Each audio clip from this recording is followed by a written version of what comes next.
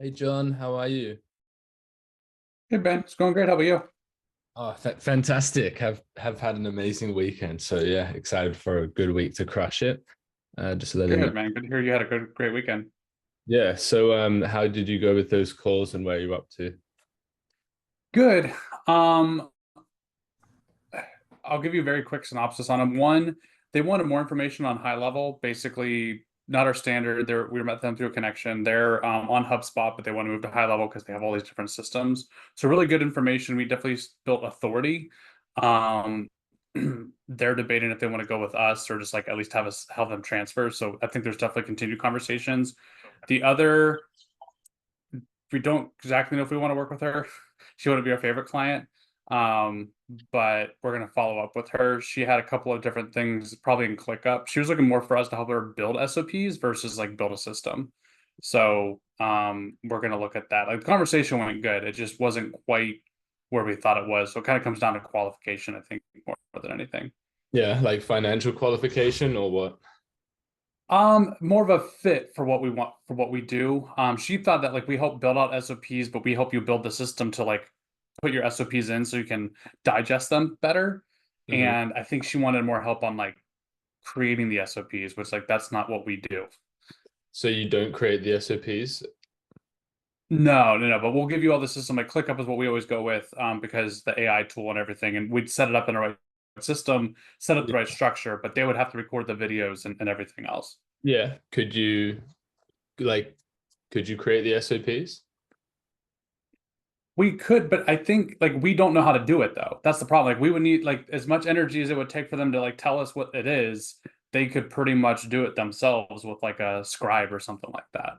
Could you see other people wanting to have SOPs written for you and wanting the similar things this person wants? We haven't heard it come up yet. And Um, how many clients have you served as well, all up? all up at this point over the last year or so, we're probably between 8 and 10. Yeah, it's still early days then.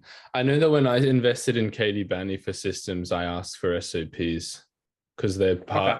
they are a part and parcel with operations and systems. And like, if she has the buying power and it can help you to create like the templates that you could use in future, I think it's worth it because after like, yeah, I think it could be worth it if, as long as she can pay well and you can include that in the price. Yeah, no, that's a fair point. I guess we just haven't.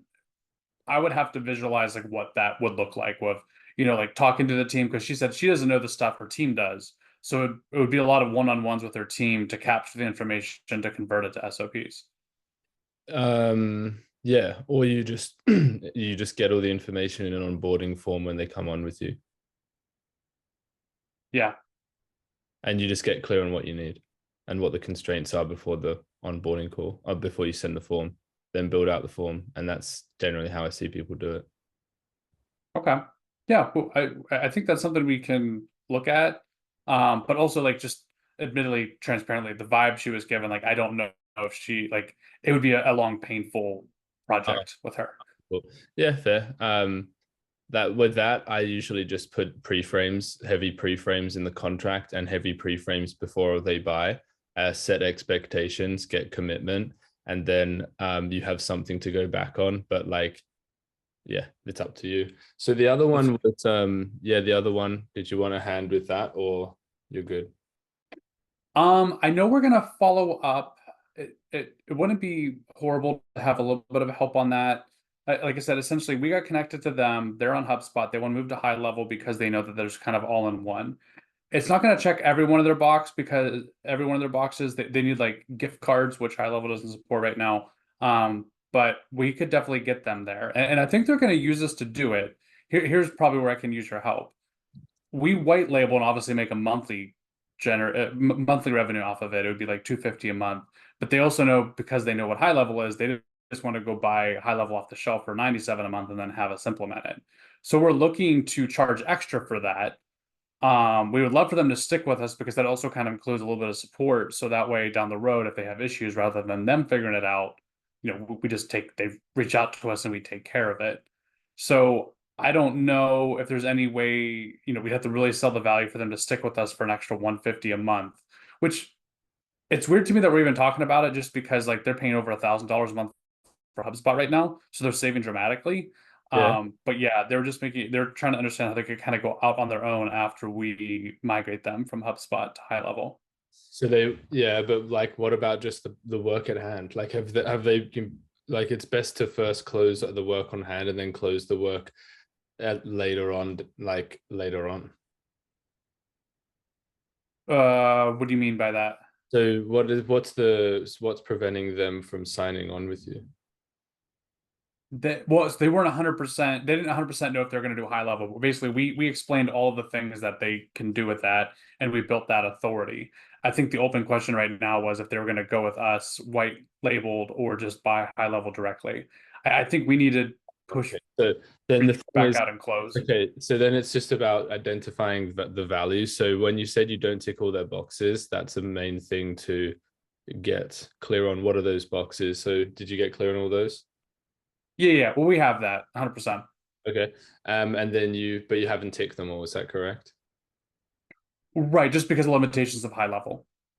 But is there another way because they said, what did they say? They want to give out gift cards to Yeah, people. they do that today with WooCommerce. So like potentially they might stick with WooCommerce for their sales processing, but all the other automations and stuff we can build inside a high level and Yeah. save them and centralize everything. And so just about like have you identified the costs? So what they're paying currently, what they would pay with yours and how much they would save, and then over like, a longer period of time of 6, 12, 5 years, how much they would save. Have you done that price justification? Didn't do that. We didn't do the math. That's a fair point. We know that they're paying over like at least $1,000 a month in HubSpot. So like we know that one. Send them a Loom Um, video, send them a personalized Loom video going through price justification. So one thing I do in the sales process, guys, is like if they don't close the first call, and I've booked them into a follow-up and they're qualified, I'll actually like again go through all their inefficiencies and even shoot them a flow chart of like how else, like, and mine are like $9,000 deals, so they're worth it. So if you're not charging that high ticket, get to a higher price point so you can make it worth it. But I'll like send them a personalized Loom video going through, okay, here's the money being left on the table, here's where you're currently paying this, here's what you would save with us, here's what that would amount to over 1 year, 5 years, 10 years. Here are the emotional benefits to like saving that money for you in your life. Like I'll go like full like out with that, and then yeah, like, because then you've got the logical tie downs and you've got the emotional tie downs, and then there's just no reason not to make the decision. So yeah, first call, you want to get all the information. This is the same with any sales process. First call, if you have even 2 call close or 1 call close, get all the information, get all of their criteria, their boxes, what they want what their problems are, get all of that. Connect it with the solution and close if possible. But you definitely want to be like just building 100% value and closing them on the product before you hang up the phone. At least close the product that the product is the right fit and that the right time is now. And if they need to meet with a decision maker to pay, that is the only reason why there should be no reason. Like I need to think about it. It's just because they don't have the information. I don't have the money. It's just because they don't have the right payment plan usually. I'm not sure if I want to go with you or a competitor. It's just I don't see how you're more valuable. So it's just about getting clear on the criteria and then connecting the cost of the problem and how yours will save the money in the longer term. And then that's how you see the value, because value comes down to 2 resources, time and money. And if you just get really clear with how they will save more time and more money and therefore get the result faster, this is Hormozy concept, right? It's easy textbook stuff, like everyone talks about this, but it's just simple and key to tick those boxes in the sales. I would get more information if you sent me your sales recording from that call as well to help you tighten things up. yeah, Does that make sense? yeah. That makes sense. I think where we thought potentially there was a disconnect is they wanted to learn more about high level to begin with.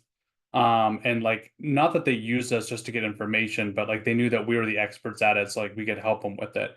I don't know if they're entirely ready to just like hire us to implement it. They wanted to know more about like, is high level the right tool? Now, I think we definitely convinced or, built authority around that because every question they had, 99% of them we had positive answers for. Yeah. And we built that authority too. So I can't imagine them wanting to do it on their own. So then if you have you had this come up before? No, because for the most part, people know exactly what we're doing. Because like Christy will have had like a 5 minute conversation with them. This was a referral, and it was more like, "Hey, these guys are high level experts. You should talk to them." But Yeah. I don't know. I think there potentially was a misunderstanding of, oh, they'll help you implement versus like if you have any questions on high level, they'll answer them for you, so you can make a decision if you want to use that tool or not. Yeah. So when people come in, like, because this will happen with Scotty as well, when people come in and they're like curious about, Scotty's wanting to sell the AI setter that we built for him, right? And when people come in and they're curious about the AI setter, or they're curious about Go High Level, like they're curious about a mechanism. But what I always find good is to disconnect them from that. I'll actually disconnect them from their curiosity, because what they tend to do is they tend to take you down into the weeds and nitpick you on all these specific kinds of information. What you want to actually do is like disconnect them from that solution and chunk them back up, because they've come down to a level of specificity. They're like, this is the thing that I'm curious about. Chunk them back up, understand all of what their needs are, what their solutions are, and then paint the picture of how this thing will provide the solution to all of those things. And then you say, no matter how we do it, as long as we get it done, you're happy, correct? As long as we get X, Y, 1, 2, 3 done, you'd be happy, correct? Save you time, save you money. We do all the changeover for you. You'd be happy, right? Exactly, because you want to save time and money. And then I just like at this high level, you're going to get agreement at this high level of what we're doing. Otherwise, they'll take you down into the weeds and they'll nitpick you constantly on like specific information. Then what they do is they overwhelm themselves because of all the information, and then they don't make a decision. So when you're in a sales call, everyone, don't allow them to drive the call, hold the frame. And remember, you got to get all the information, chunk them up. Okay, we've got everything here. However, we get that, as long as we get that, you'd be happy, correct? Okay, great. And if we get that in this way, okay, great. And then you say, cool, now here's how we'll get that. And that's how you drive the conversation, right? I love that. Yeah, you just explained that call pretty much to a T. Of like, I mean, I get it because before they make the switch, because they have a lot of technology, they wanted to make sure that they weren't losing out on functionality, right? They would hate to switch and all of a sudden not be able to do something. So I get it, but to your point, I'd rather sell them, get them to close, and then let's just dig in and then potentially have to adjust if for some reason there's a Cool. critical piece of functionality that we couldn't deliver on. Cool. So what's the next step then for these guys? I think I like your idea of Loom video. Like we're definitely going to send a follow-up email tomorrow, but we'll do the Loom video and do the full spelling to your point, kind of like the walkthrough of things as far as like had a great conversation. We know we can help you. Here's, how we're going to help you X, Y, and Z. Here's the outcome. Here's all your pain points that we're going to solve, things like that. Change it from like, guys, when you're actually offering programs, change it from I think you can help you to I think you're going to save a lot of money with this. Please start changing that language from like, I think you can, I think we're a good fit, or I think you're a really good fit from this, or I think you can be helped. Just change it to I think you can save a shitload of time and money from this. You're sitting on a gold mine, and I think we can help you get more out of your time. Like this languaging creates a vacuum. It's not you projecting towards them, come into this service. It's you saying, look, you've got an issue here, and like, you can save a lot of money and time. But yeah, that's good. Are they booked in? So you've booked them in already? Yeah, we have a follow-up call this week. Nice. That's always good. Always book them into the next call before that current call finishes. Yeah. You want to link. Always your sales process needs to operate in links. So the setter needs to stay with the person until they've been set. The salesperson needs to stay with them until they've closed. And if that means setting them on another appointment from that call, how many links it takes, as long as they're qualified, it's just about information. Okay, that's all it's about. It's about information and alignment. So it's just about talking, and you have calls with me every Monday, Friday. You have me in your Discord channel. You send your calls through there. If you don't close them on the first call, boom, and I'll just tell you exactly what to do, and you'll just have a signed deal. Yeah, I love that. Yeah, Appreciate and that. then you know how to close, and you're good. You're off to the races. So this is what I did with a client that we scaled from 0 to 70K per month within 2 months. Another person was consistent 20K per month. So I just did this.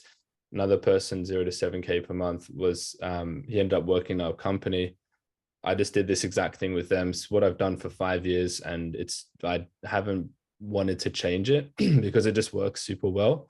But just make sure when you come into the mastermind, make sure you're making the most of these benefits, these features, because the level in which your clients make the most of the features they work with you with is how much value they get. And it's how much, how fast they can get results. Because if you work with someone, like if someone worked with you, John, and they didn't do anything, or they didn't use your service, like they came in, but they didn't use your service, then how could they get value? And then you get 100%.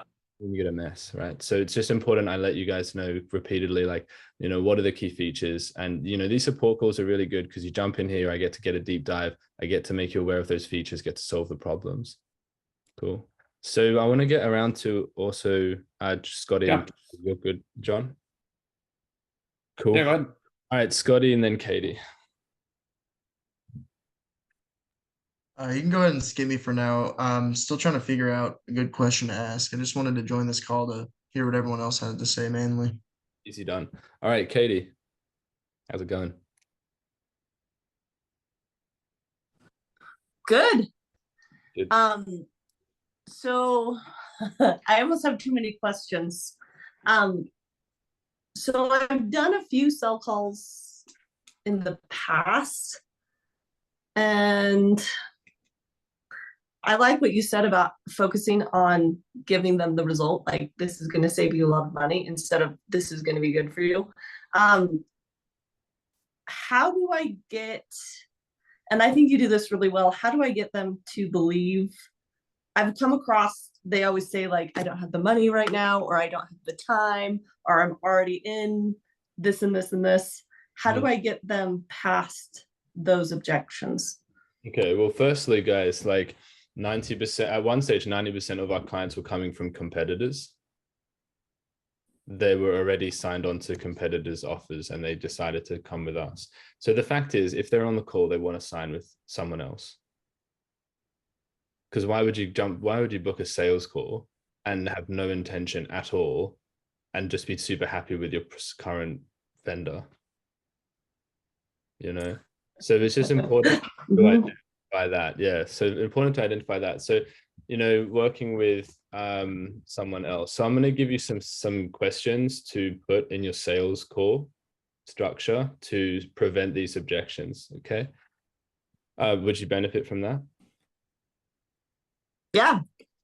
So, and then implement them, and then you can send me a recording implementing them. So then the first thing is, I don't have the money. So the first thing you want to do with I don't have the money, until you have about 10 to 15 calls booking in per week, I take all the calls. So I would take every single call, even if, no matter what they said in the booking questions, no matter what they said in the setting process, even if they said I don't have the money, because we had 50% of our revenue, approximately, don't quote me on these figures, but about 50% of our revenue came from people that said they didn't have the money up front.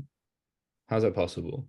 So it's like, what you want to make sure you do is, the first thing is close them on the product before dropping the price. And what that means is, like what I said with John, get super clear on the issues. Like, you got to get clear on the needs that they're aware of, and the need, and then the problems for them that this causes. So these are like unconscious needs. Okay, so it's like with John, it was like, they're wasting $800 a month or something on this thing, and this software. So it's like over 5 years, that's like a lot of money. So, you want to close on the product first before dropping the price. Now, really important, once you close them on the product, here is the question to ask to prevent the I don't have the money objection. Okay, everyone should definitely take this down. if we were to come up with a payment plan that felt comfortable and made sense logically for you today, would there be anything else we'd need to go through in order to proceed? Or would there be anything else that would need to happen in order to proceed? So if we were to come up with a payment plan that felt comfortable for you and made sense logically, would there be anything else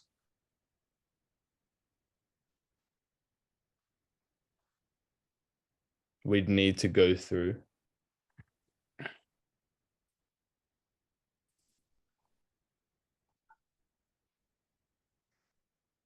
in order to proceed today? So it addresses the feeling. That's genius.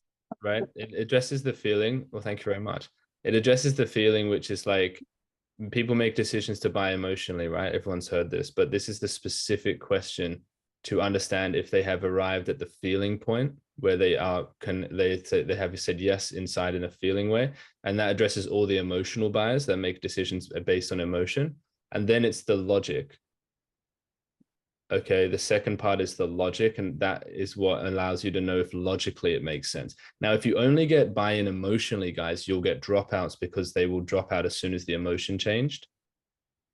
But if you also tie it down with logic, then it will keep them enrolled and it will make sense logically. Okay, and you really want it to make sense logically because they're using their logical brains to get success. So that's how to, if they don't have the money, that is this, like, honestly, I don't go far out. I actually don't work on objection handling at all. I focus 90% of my efforts in the last 5 years on objection prevention. And it's just changed the game because the calls are shorter, the signups are much higher.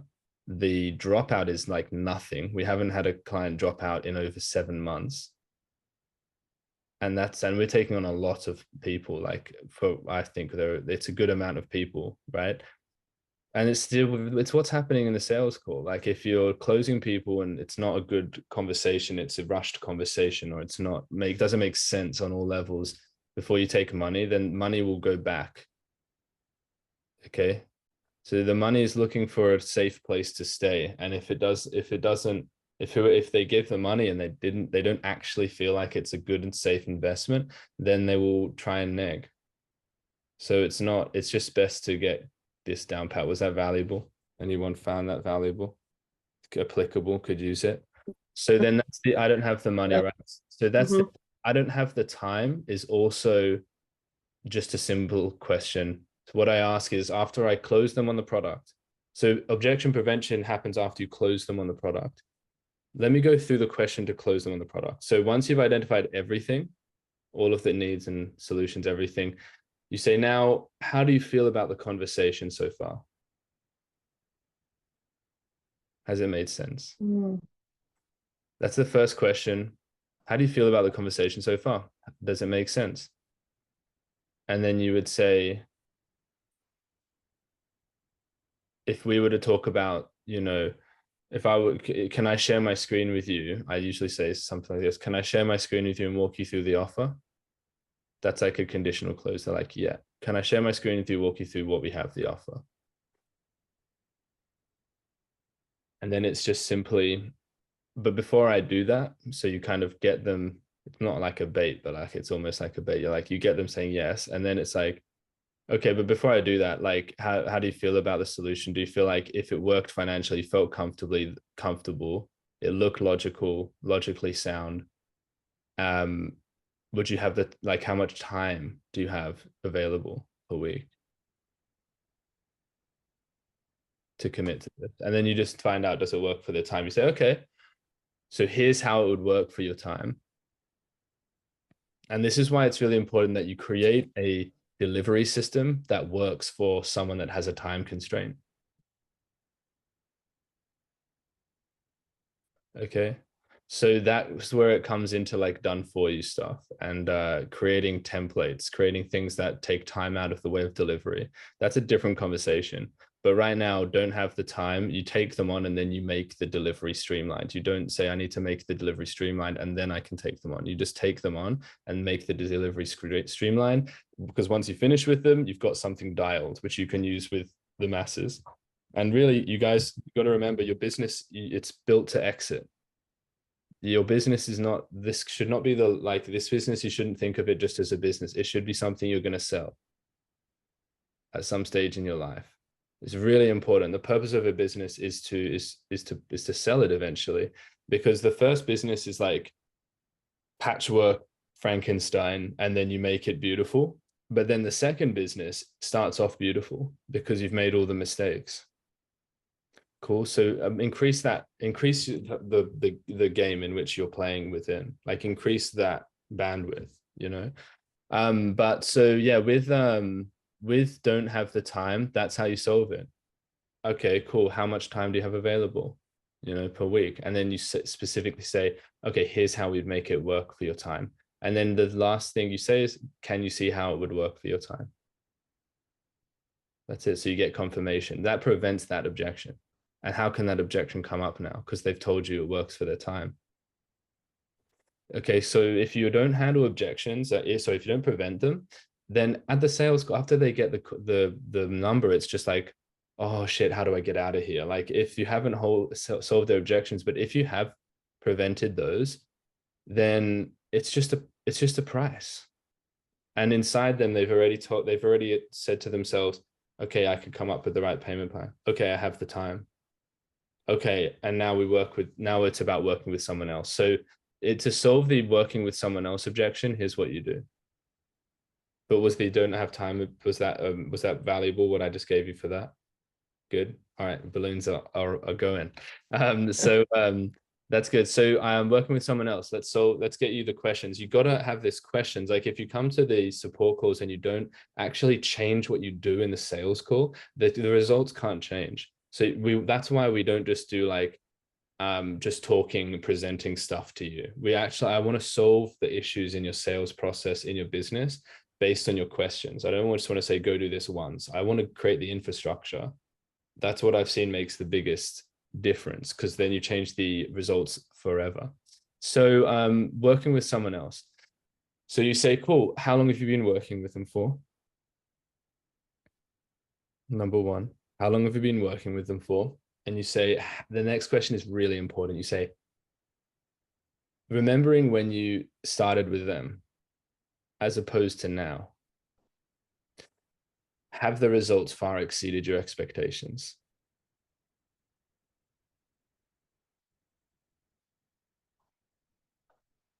When you started working with them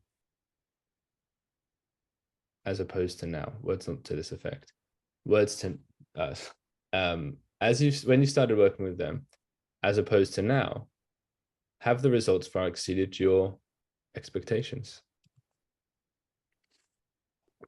So what this does is it identifies the gap between what they expected and what they've actually got. Because you can say, oh, has it worked? And they say, yeah, I'm happy with it. But it's like, okay, well, what's the gap though? Because if you've got the gap, now we understand that there's unfulfilled expectations and there's not a happy client there. And now you can start working with that. Oh, Thomas is trying to get in. I can't see him in the waiting room. He replied to your thread. I don't know why he's having issues. Yeah, I don't know. One sec.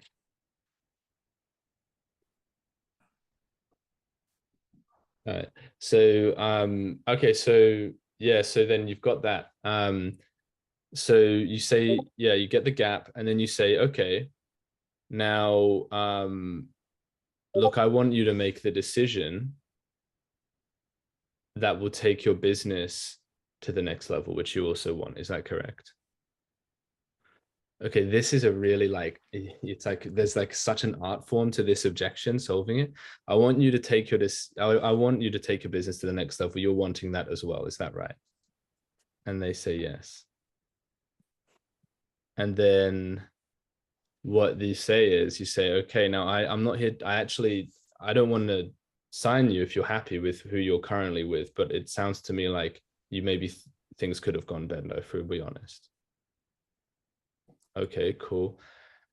And then you say, now, if I can consult you on a better way to solve your problems, would you be interested and open to that conversation? Boom. Soft. Doesn't have to be direct. We don't have to nail them into the ground at this stage. You just need to open them. And then you leave it.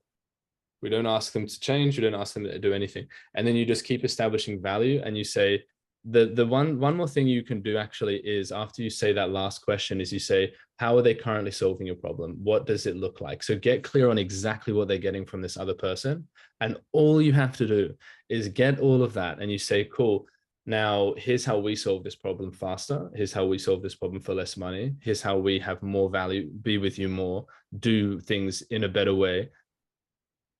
And then you say, now, based on these two, if you had your time back, who would you choose?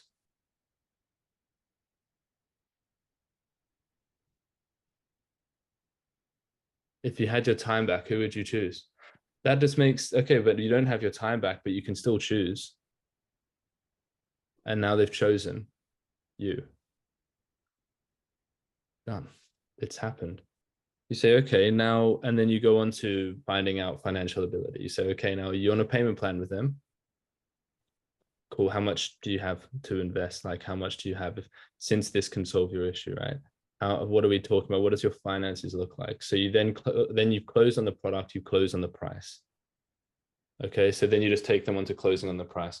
If we can come up, and then you can use the money objection handler. If we can come up with a payment plan that could work for you, would you be open and interested to continuing that conversation potentially? Cool. A lot of open language. I use a lot of open language in my sales calls. A lot of they're saying yes about 40 to 80 times in the space of 40 minutes, and it's just about getting agreement and just really getting alignment. That's what it's really about. So yeah, was that valuable, that last part? Got some value, got some things you can use. Cool.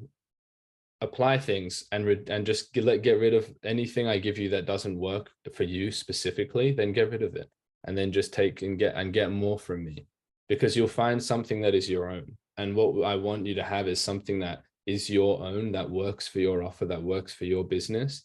And that's unique to you, like that. No one can replicate that. That's something that has value.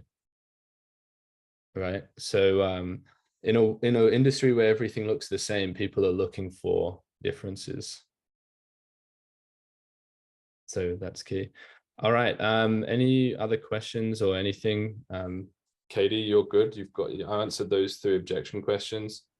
It's really just about that. Yeah, I've got a question now. So as you know, Ben, I have like several different services, right?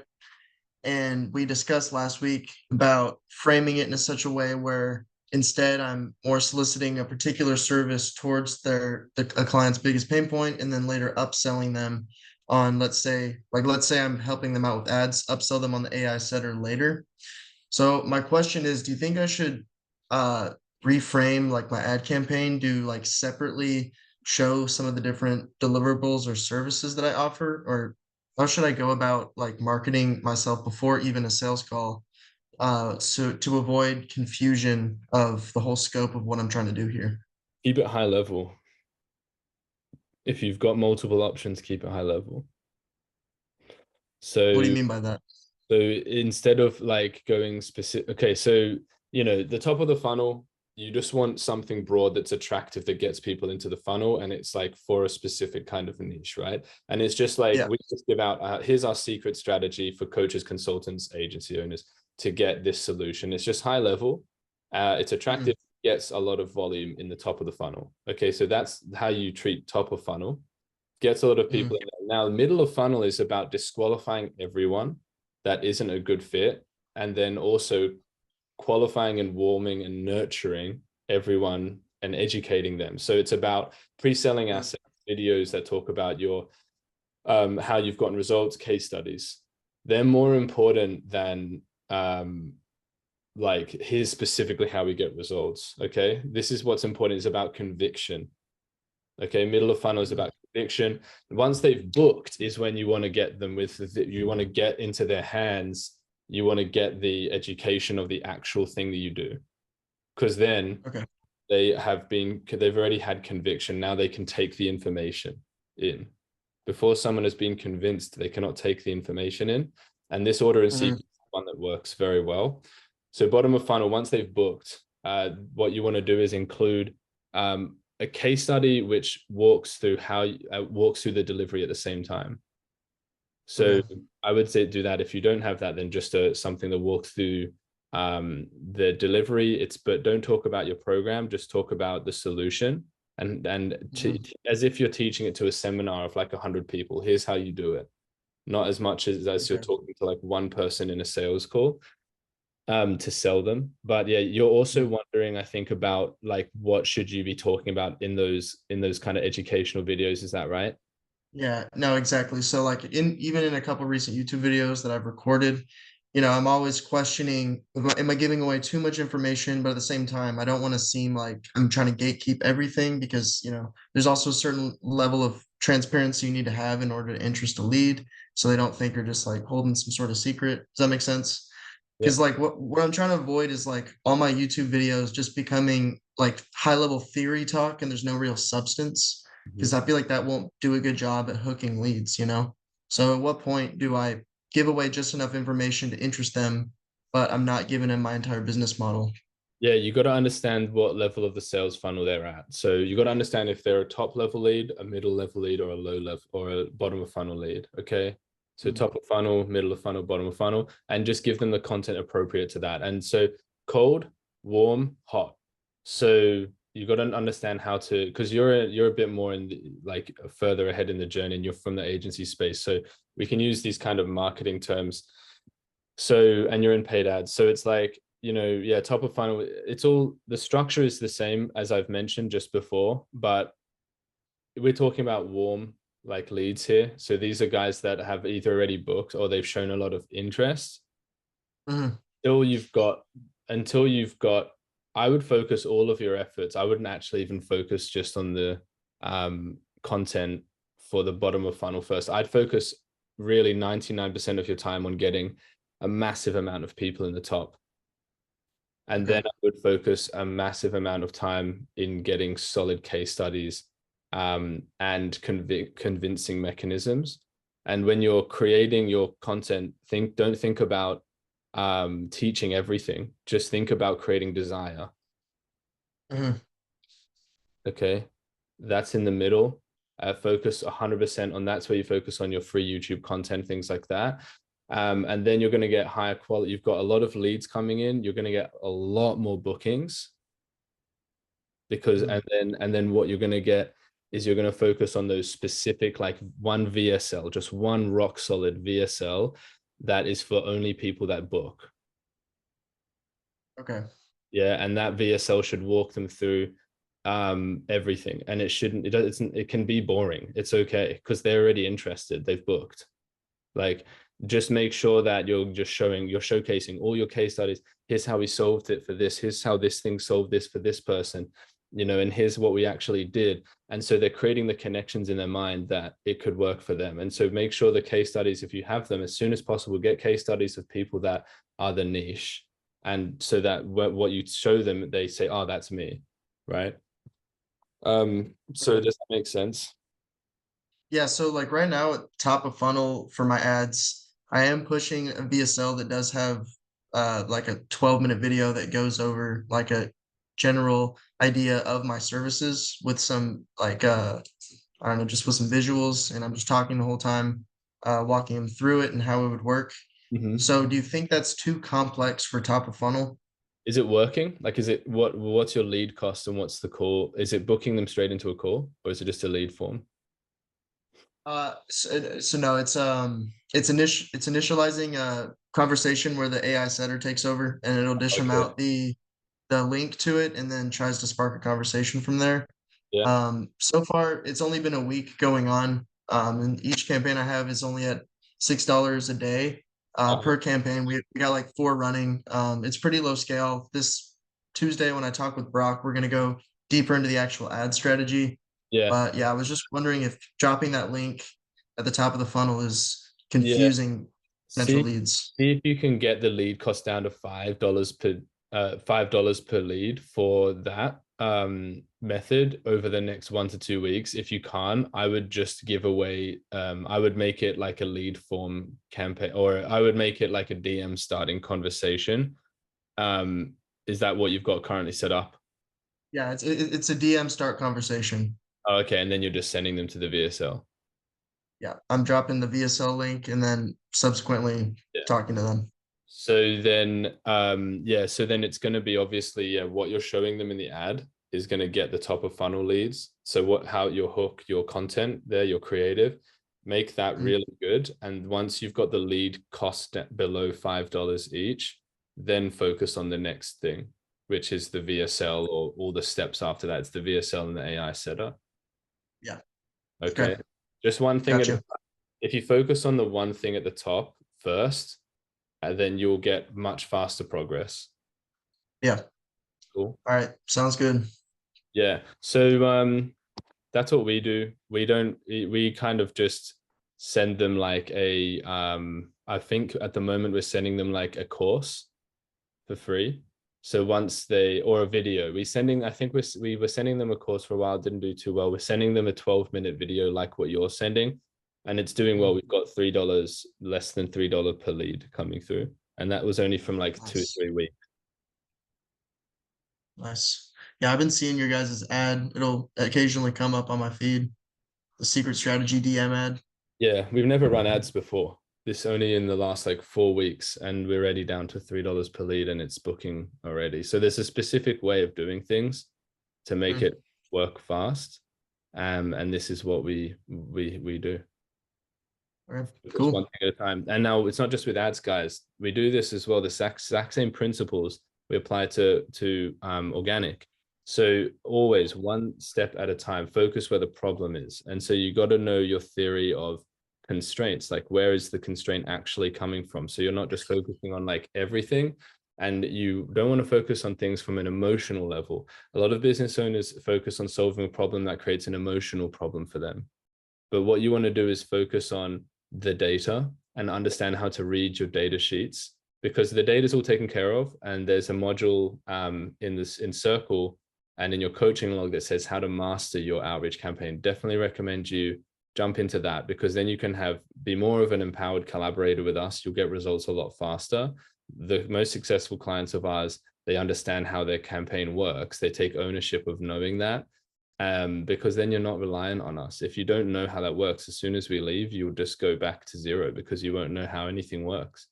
And business is a system that requires your presence to continue. Otherwise, it falls apart.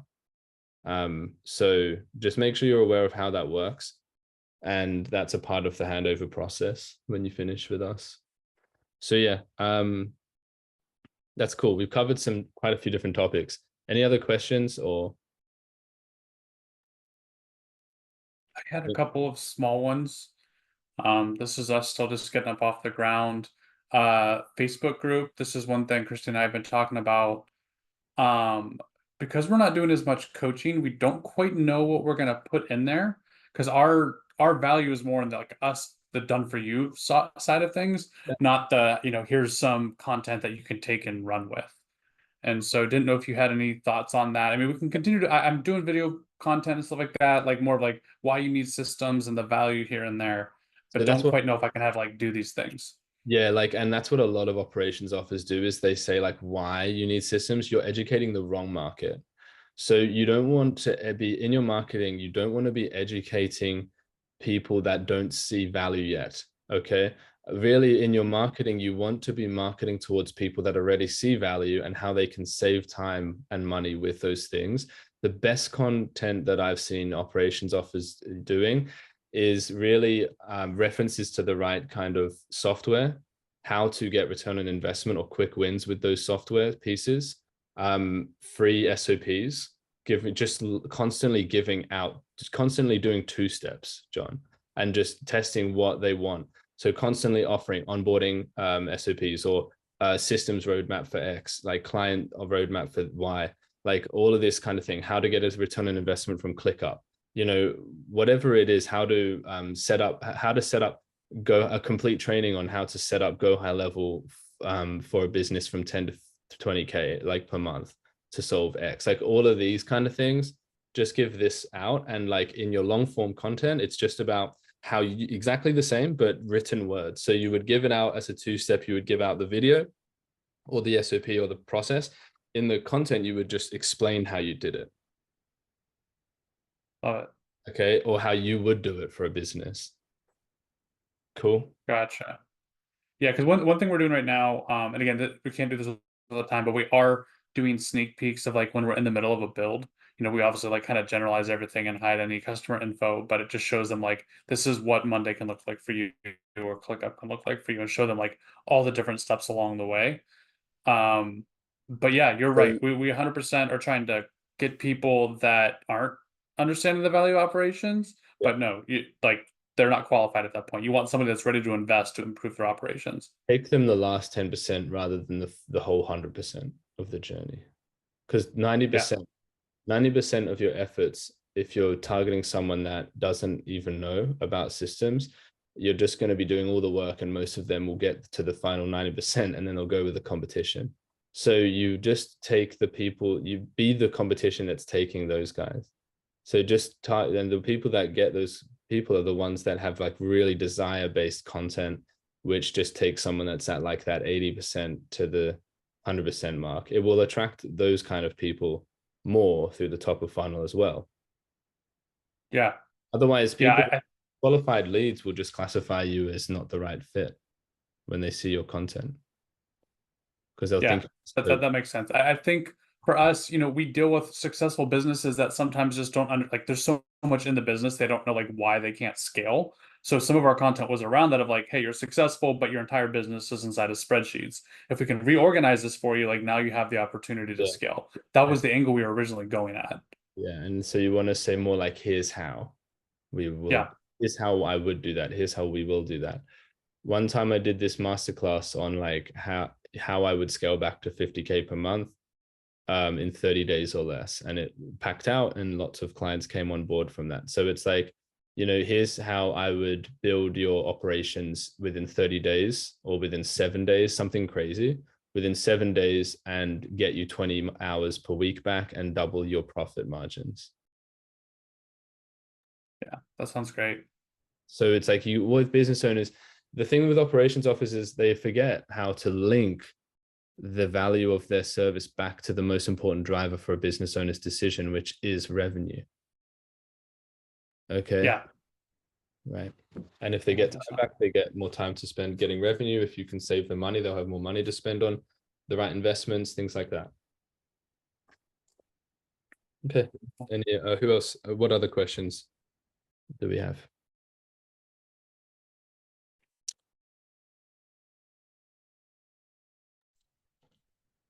That was really good. How would I do that in my business? Like what should my reels that I'm posting, who should they be targeted to? So what you would do is, because I'm just getting a coaching log up. Your niche is, okay, female coaches to generate high ticket committed clients. So then just address the objections they're getting in the calls and explain why they're getting those objections. So, you know, female coaches to generate high ticket committed clients. What's the opposite of that? Base that on your content. The opposite of that is that they're generating low ticket uncommitted clients, or high ticket uncommitted clients, or they're not generating anything at all. And what you want to do is talk about why that is and an alternative. That's it. And so you're like, hey, you're getting this. By the way, never introduce yourself in your reels. Never say, hi, I'm Ben McDowell, I do this business. Just go straight into the information. People don't have time. So you want to just be like, hey, so you know, you're a female coach. Don't even say if you are this or that. Just say you're a female coach. And if you're generating these low ticket uncommitted clients or high ticket uncommitted clients, not getting enough clients for your business, I want to share with you today how I solved this. And maybe you're getting some, I need to think about it, I don't have the money. you know, and you just have this structure. So there's a content structure we have that shows you how to structure the reels.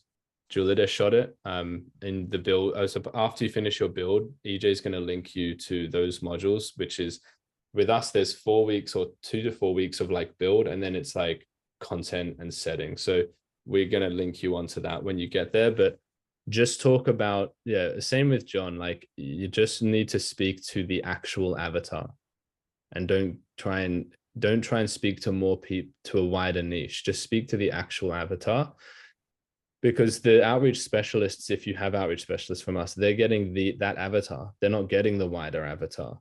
So you can speak to them. They're not getting some wide niche. You maybe have been used to that in the past, having to like widen your sphere of content because you didn't have targeted outreach happening, but now you do. So you should focus on that.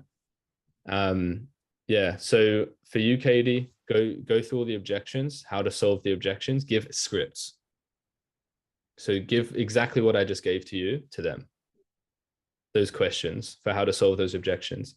Just give it to them, and just in the reel say, this is what you should ask, this is what you should say. But then you should not give the last one. You should give everything leading up to the last thing to get the result. And you should say at the end, if you want to get the full script, comment script below. Okay. So important content, you need to leave everyone partially unsatisfied. The best converting content leaves the audiences partially unsatisfied, because you need to remember the purpose of content is to hook them in deeper into the sales process. And to do that, you can't fully solve the problem. Don't be fully solving the problem. Don't gatekeep information when you're delivering, but definitely gatekeep information before. Like, and gatekeep's a bit of a dirty word, but just create the desire by, you know, hold back a bit on the last thing, and in the content, the last thing you say, now comment this for this script. And then guess what? When they comment, get your outreach specialist to reach out to all of them, and then they'll start a conversation. And then don't give them the content. Say, look, I could for sure give you the content, but I wanted to ask a couple of questions, see if I can throw anything else in there for you. And then you just ask them the questions, lead them through the setting process, and then offer, hey, like, I can for sure send you this content, but if I think it'd be much more valuable if I can give you something personalized on a call. And at the end of the call, I for sure can send it to you as well if you want it then. Is that cool? Okay. Right. So that's it. Yeah. This is what you want to do. Like, just that's smart. This is the way that works really well. Okay, so yeah. I need to just grab my computer charger. Just give me a sec.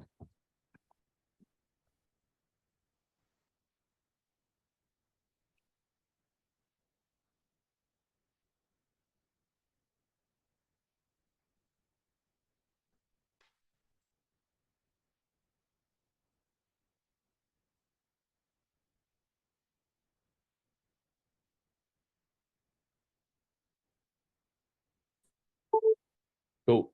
So yeah, what's next? Anything else? So would my posts be similar? Yeah, just have a structure, like just same structure. Like, you want to take activation energy out of your business as much as possible. And activation energy, so every day you wake up with 100 units of energy. The more you have to like think, the more that activation energy goes down. So what you want to make sure is that you have structures for everything. And that way you can fill a structure. Otherwise, those that don't have structure have to build a structure every day, then fill it. So make sure you have a structure for just every task you're doing in your business, and make it as repeatable and no thought as possible. And also getting the results. So we give you all of the structures, right? So with your posts, you're going to go through the structures for those. And that's going to teach you that. So you'll get there with that one, but just focus on completing the tasks as you go until that point. But with your posts, same thing as John. Here, I was, you know, let me just show you guys a post I put up the other day, right? And it got like 30 people or 50 or something people commenting. And it did really well. And it was just one that I think is worth showing. Yeah. So this one is like, yeah, you want to just, yeah, you show them how to solve it, but like you need a gripping headline. So the headline should be like something that is like, this one was vulnerable. I'm not afraid to say like, you know, our business was crippled, because so many people had their businesses crippled by this as well. And so it's relatable and, you know, full on language. So just here it is. It was effed. Boom, continue, identify. And then we turned it back on and we just had the biggest week in our business. So it's like, you know, how to solve the problem. It's like, that's one way of making content. But I go through here how I came back from the issue. You know, but I didn't give them all the information. This was a 2-step.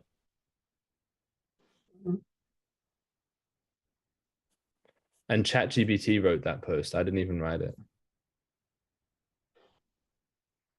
Do you know?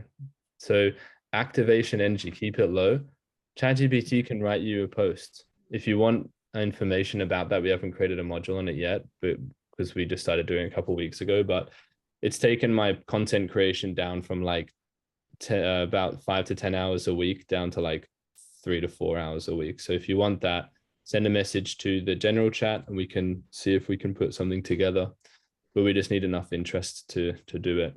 But yeah, look, it got all of these people. They were like, boom, boom, people that we've bought programs from even, and that people that have worked in our business, right? Boom, boom, boom. So yeah, content is key. Play around with it, have fun with it.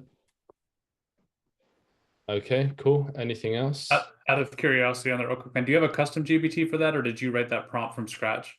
No, I just say like, you know, what I say is, hey, write me a post for X niche with a gripping headline that draws them in. And you know, and then I give the copy. I say, and I just give it and I ramble. I just rant the content, the copy, and then I say here's the call to action, and then put in an inspirational quote. And that's what I do. And then it cleans up all of the copy and it makes it really nice. And then I just maybe tweak the headline and then it's good to go. Cool. Yeah. Cool. All right. I think we're good. So yeah, let's crush it this week. Set your goals. Make sure you're clear on your outcomes, what you want out of the week. Make sure that you have a clear roadmap, clear understanding. If you want to get something we've recently introduced in terms of a feature that you guys can get access to, no extra cost, is I highly suggest this as well. Every single client without fail that I have guided has done this one thing. Okay. I really, really recommend you guys do this every 2 weeks. So it's called a weekly outreach campaign review. And, you know, one person I worked with, this guy, Serge Katari, Scotty knows him. It was a good thing that he did. And like, there were some things that I would do differently potentially about his delivery, but this is definitely something that I found has made a big difference. And this is like where, you know, you get the direction. So when I just said before about the goals, this is really, you want to, if you set your goals, you want to know, where do I focus energy and time? And if you can get an outreach campaign review on your business, we can give you the direction. Because it's quite difficult when you haven't scaled a business to the 50, 100K per month mark to know if the direction you're facing is the right one. So it's, and what you're spending your time and energy on is the right thing. And that's really the key in scaling quickly, is focusing on the right thing. So we'll be understanding, is it the messaging? Is it the sales? And then we'll just be asking for the right kind of assets from you. And this is where working with us becomes a real collaboration. And it's really just important having that consistency. Request that in the one-on-one channel that you guys have, and then we'll reach out with next steps. Okay. for those that want that.